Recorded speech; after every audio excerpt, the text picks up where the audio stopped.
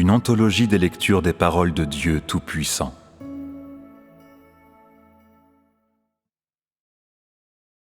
Dieu lui-même, l'unique.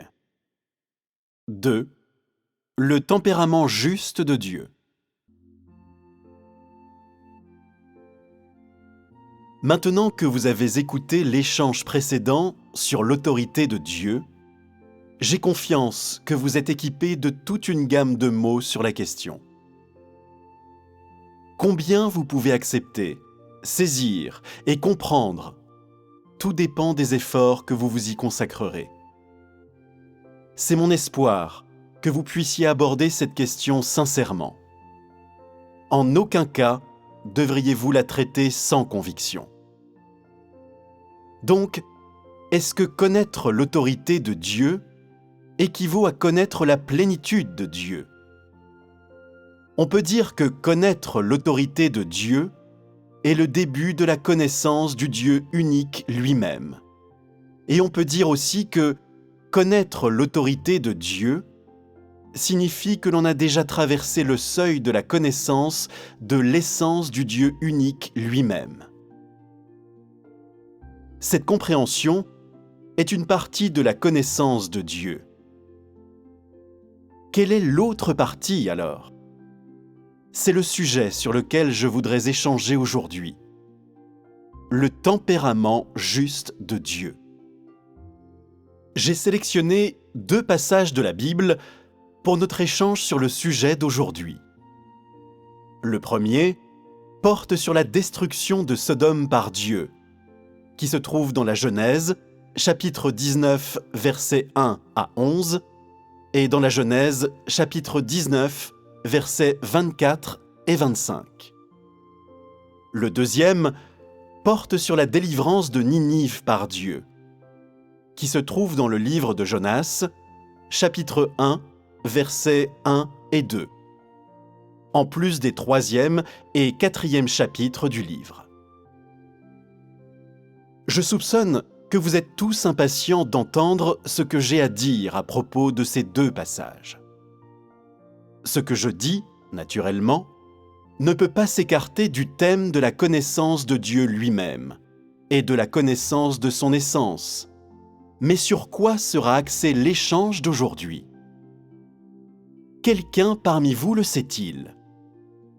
Quelle partie de mon échange sur l'autorité de Dieu ont attiré votre attention?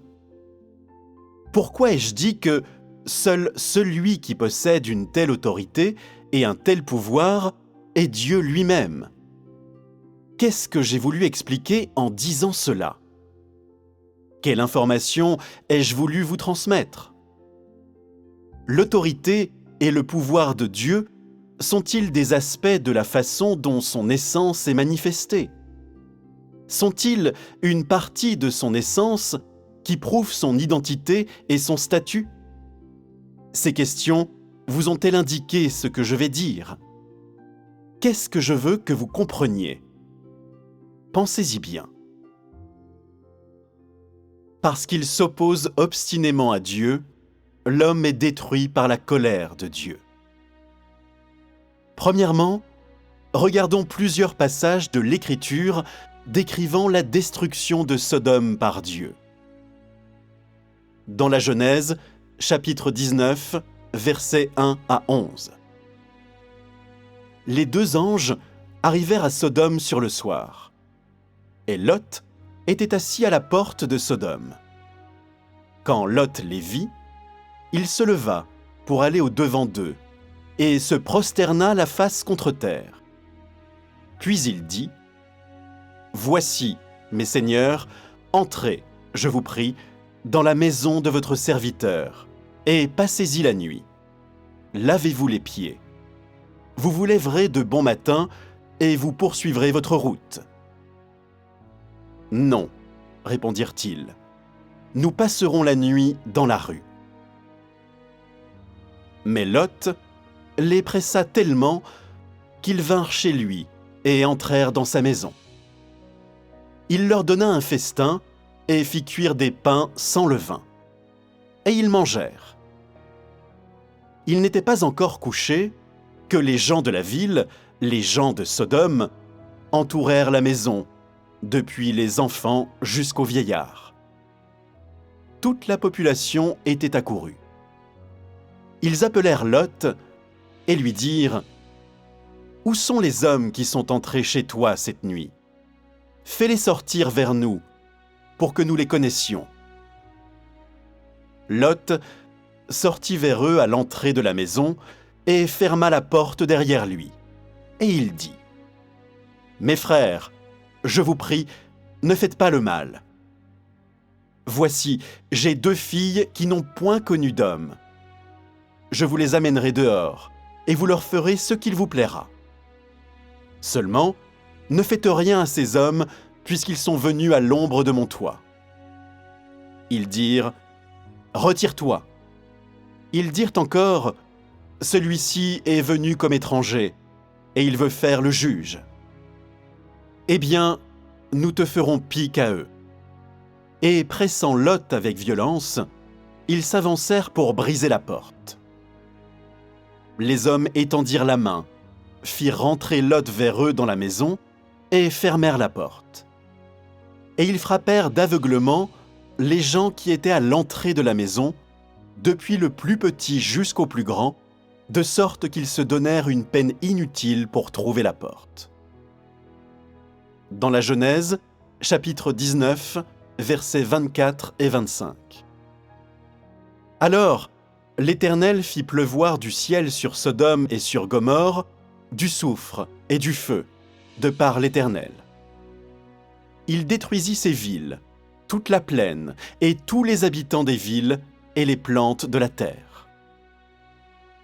De ces passages, il n'est pas difficile de voir que l'iniquité et la corruption de Sodome avaient déjà atteint un degré détestable, à la fois pour l'homme et pour Dieu, et qu'aux yeux de Dieu, la ville méritait donc d'être détruite.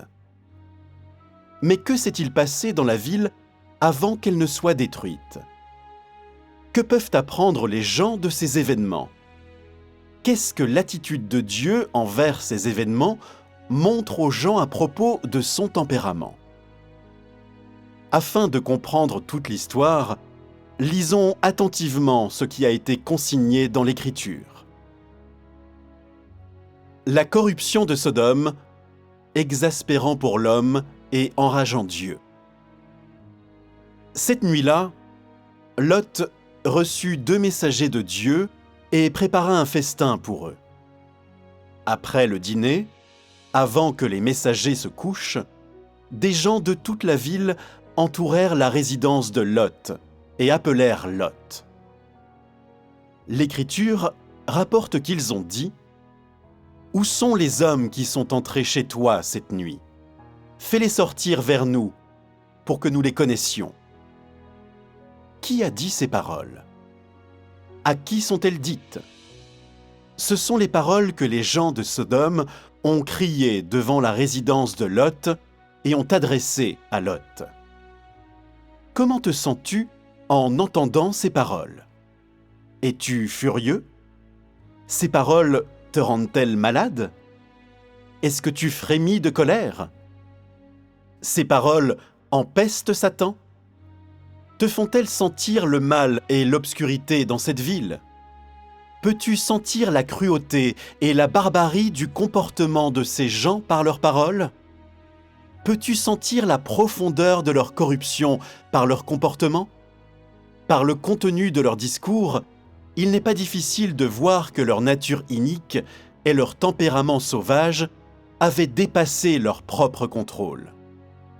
À l'exception de Lot, chaque homme, jusqu'au dernier, dans cette ville, n'était pas différent de Satan. La seule vue d'une autre personne donnait à ces gens le désir de lui faire du mal et de la dévorer. Ces choses ne donnent pas seulement une idée de la nature épouvantable et terrifiante de la ville, ainsi que de l'aura de mort qui l'entourait. Elles donnent aussi une idée de son iniquité et de sa violence. Alors qu'il se trouvait face à une bande de malfaiteurs inhumains, des gens remplis de l'ambition de dévorer des âmes, comment Lot a-t-il réagi? Selon l'Écriture, « Je vous prie, ne faites pas le mal. Voici, j'ai 2 filles qui n'ont point connu d'homme. Je vous les amènerai dehors, et vous leur ferez ce qu'il vous plaira. Seulement, ne faites rien à ces hommes, puisqu'ils sont venus à l'ombre de mon toit. » Lot signifiait ce qui suit par ses propos. Il était prêt à livrer ses 2 filles pour protéger les messagers. Raisonnablement, ces gens auraient dû accepter les conditions de Lot et cesser leur poursuite des 2 messagers. Après tout, les messagers leur étaient parfaitement étrangers, des gens qui n'avaient absolument rien à voir avec eux. Ces 2 messagers n'avaient jamais nui à leurs intérêts. Cependant, motivés par leur nature inique, ils ne s'en sont pas tenus là. Au contraire, ils ont seulement intensifié leurs efforts. Voici l'une de leurs réactions qui peut, sans aucun doute, donner un aperçu supplémentaire de la véritable nature vicieuse de ces gens. En même temps, il permet aussi de savoir et de comprendre la raison pour laquelle Dieu a voulu détruire cette ville. Alors, qu'est-ce qu'ils ont dit ensuite? Comme c'est écrit dans la Bible, « Retire-toi ». Ils dirent encore, « Celui-ci est venu comme étranger, et il veut faire le juge. Eh bien, nous te ferons pis qu'à eux. » Et pressant Lot avec violence, ils s'avancèrent pour briser la porte. Pourquoi voulaient-ils enfoncer la porte? La raison en est qu'ils étaient très anxieux de causer du tort à ces 2 messagers. Que faisaient ces messagers à Sodome? Leur but, en venant là, était de sauver Lot et sa famille. Cependant, les habitants de la ville pensaient à tort qu'ils étaient venus pour assumer des postes officiels. Sans s'enquérir de leur but, la ville ne se fondait que sur des conjectures pour vouloir violemment faire du mal à ces 2 messagers. Ils voulaient faire du mal à 2 personnes qui n'avaient absolument rien à voir avec eux. Il est clair que les habitants de cette ville avaient complètement perdu leur humanité et leur raison. Le degré de leur insanité et de leur sauvagerie n'était déjà pas différent de la nature vicieuse de Satan qui fait du tort aux hommes et les dévore. Quand ils ont demandé à Lot de leur livrer ces hommes, qu'est-ce que Lot a fait? D'après le texte, nous savons que Lot ne les leur a pas livrés. Lot connaissait-il ces 2 messagers de Dieu? Bien sûr que non. Mais pourquoi a-t-il pu sauver ces 2 hommes? Savait-il ce qu'ils étaient venus faire? Bien qu'il ne comprît la raison de leur venue, il savait qu'ils étaient les serviteurs de Dieu, et il les a donc reçus. Qu'il ait pu appeler ces serviteurs de Dieu des seigneurs montre que Lot suivait d'ordinaire Dieu, contrairement aux autres à l'intérieur de Sodome. Par conséquent, lorsque les messagers de Dieu sont venus chez lui, il a risqué sa propre vie pour recevoir ses 2 serviteurs. De plus, il a également livré ses 2 filles afin de protéger ses 2 serviteurs. C'est l'action juste de Lot. C'est aussi une expression tangible de la nature et de l'essence de Lot. Et c'est aussi la raison pour laquelle Dieu a envoyé ses serviteurs pour sauver Lot. Devant le péril, Lot a protégé ses 2 serviteurs sans égard à quoi que ce soit d'autre. Il a même tenté de livrer ses 2 filles en échange de la sécurité des serviteurs. Autre que Lot, y avait-il quelqu'un d'autre à l'intérieur de la ville qui aurait pu faire quelque chose de semblable? Comme les faits le prouvent, non. Par conséquent, il va sans dire que tout le monde à l'intérieur de Sodome à l'exception de Lot, était une cible pour la destruction ainsi qu'une cible qui méritait d'être détruite. Sodome est détruite pour avoir offensé la colère de Dieu. Quand les habitants de Sodome virent ces deux serviteurs, ils ne demandèrent pas la raison de leur venue et personne ne leur demanda s'ils étaient venus annoncer la volonté de Dieu ou pas. Au contraire, ils se sont rassemblés en foule et, sans attendre une explication, sont venus saisir ces deux serviteurs comme des chiens sauvages ou des loups féroces. Dieu a-t-il observé ces événements pendant qu'ils se produisaient ? Qu'est-ce que Dieu pensait dans son cœur au sujet de ce genre de comportement humain, de ce genre de choses ? Dieu décida de détruire cette ville. Il ne pouvait pas hésiter ou attendre, ni continuer à faire preuve de patience. Son jour était venu, et ainsi, il a entrepris l'œuvre qu'il voulait faire. Ainsi, il est écrit dans la Genèse, chapitre 19, versets 24 et 25, « Alors l'Éternel fit pleuvoir du ciel sur Sodome et sur Gomorrhe du soufre et du feu, de par l'Éternel. Il détruisit ces villes, toute la plaine, et tous les habitants des villes et les plantes de la terre. » Ces deux versets racontent aux gens la méthode par laquelle Dieu a détruit cette ville. Ils racontent aussi aux gens ce que Dieu a détruit.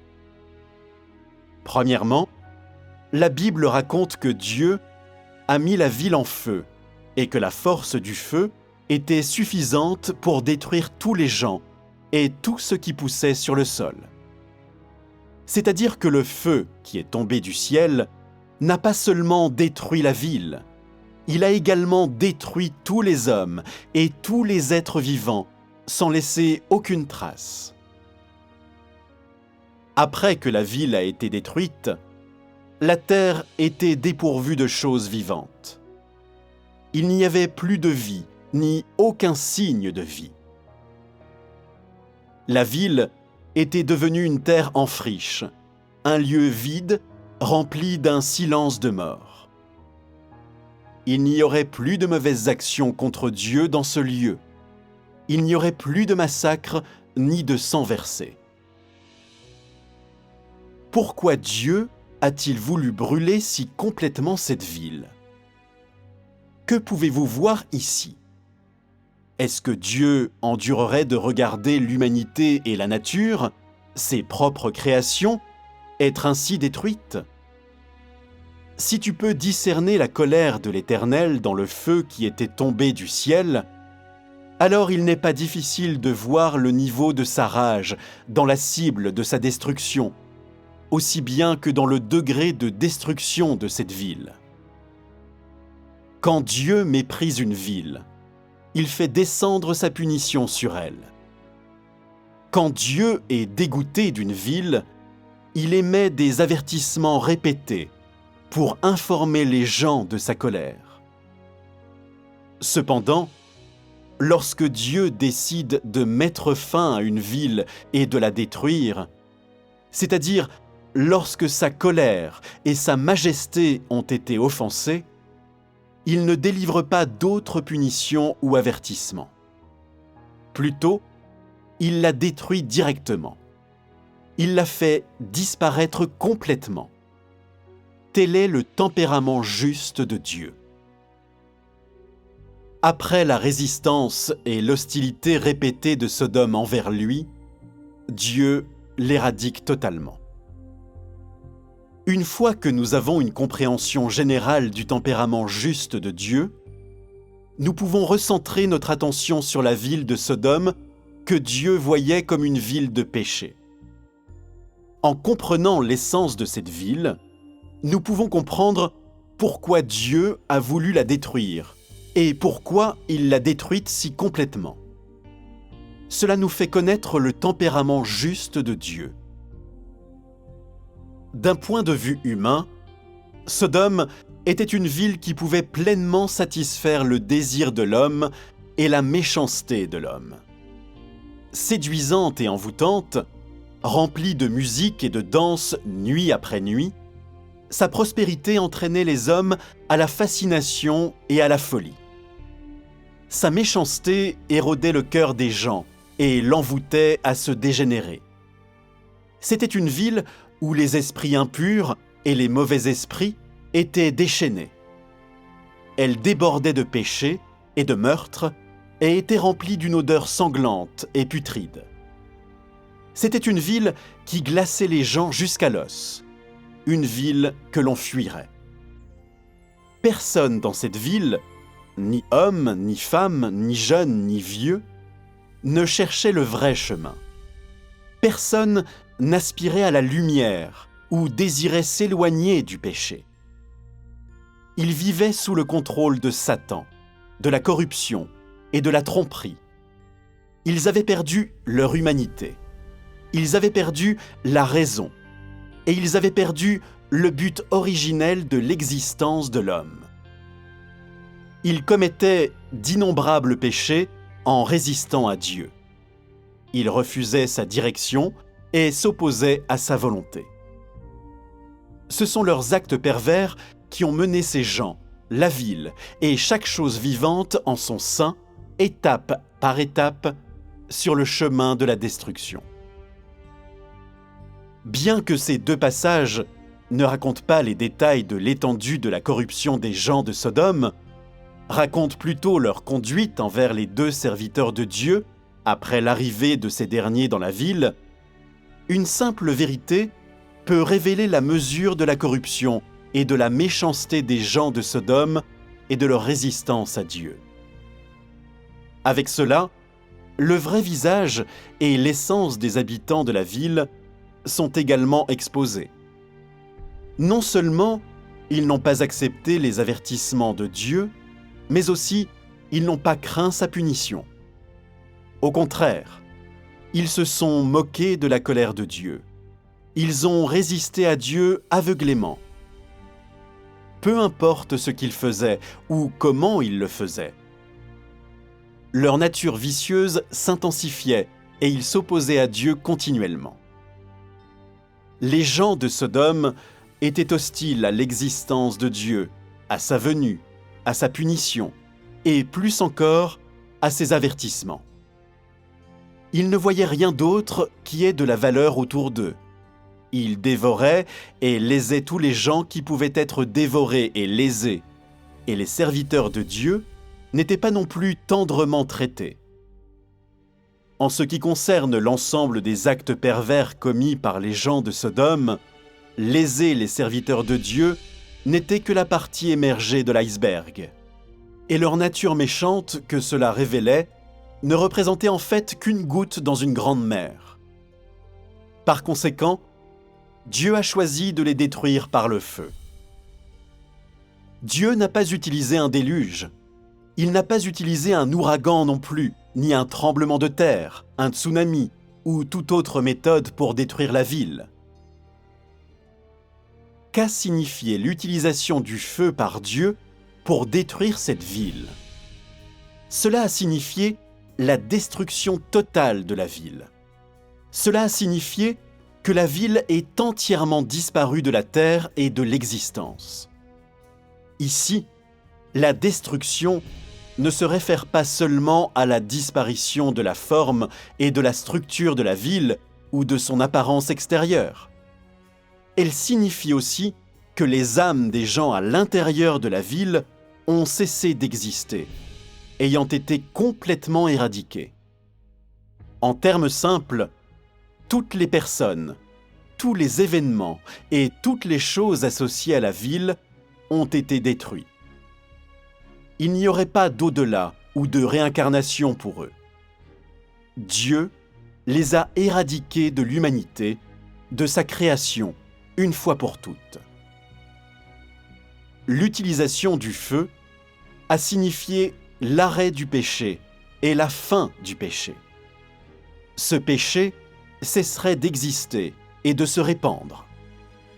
Cela a signifié que le mal de Satan avait perdu son terrain de prédilection ainsi que le cimetière qui lui avait donné un lieu de résidence et de vie. Dans la guerre entre Dieu et Satan, l'utilisation du feu par Dieu est le signe de sa victoire duquel Satan est marqué. La destruction de Sodome est un faux pas dans l'ambition de Satan de s'opposer à Dieu en corrompant et en dévorant les hommes, et c'est aussi un signe humiliant d'un temps dans le développement de l'humanité où l'homme rejetait la direction de Dieu et s'abandonnait au vice. En outre, c'est un témoignage d'une vraie révélation du tempérament juste de Dieu. Quand le feu envoyé du ciel par Dieu eut réduit Sodome à rien de plus que des cendres, cela a signifié que la ville nommée Sodome cessa d'exister, ainsi que tout dans la ville même. Elle a été détruite par la colère de Dieu. Elle a disparu sous la colère et la majesté de Dieu. À cause du tempérament juste de Dieu, Sodome a reçu sa punition légitime. À cause du tempérament juste de Dieu, elle a reçu sa fin légitime. La fin de l'existence de Sodome était due à sa méchanceté, et elle était due aussi au désir de Dieu de ne plus jamais voir cette ville, ainsi que toutes les personnes qui y vivaient ou toute vie qui grandissait dans la ville. Le désir de Dieu de ne plus jamais voir la ville, c'est sa colère, ainsi que sa majesté. Dieu a brûlé la ville parce que son iniquité et son péché lui ont fait ressentir de la colère, du dégoût et de la répugnance envers elle. Et il ne souhaite plus jamais la voir, ni les personnes et les choses vivantes en elle.